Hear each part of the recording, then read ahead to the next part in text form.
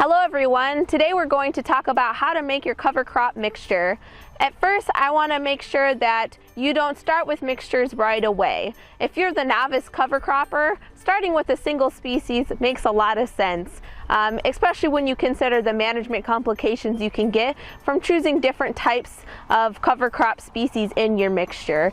And so we want to talk a little bit about functional groups.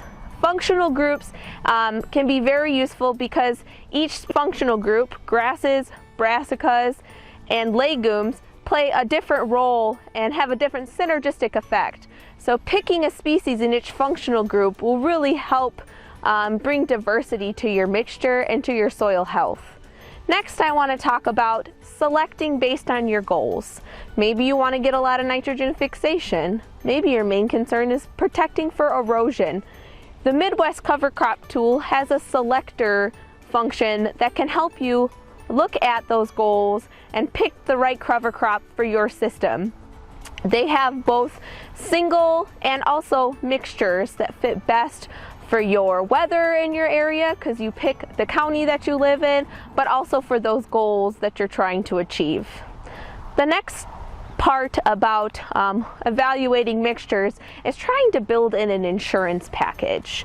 So considering putting warm and cool season grasses, if you just want one mixture that services your whole farm, or paring down to having a warm and cool season mix that gets planted at very specific times for those species to do the best.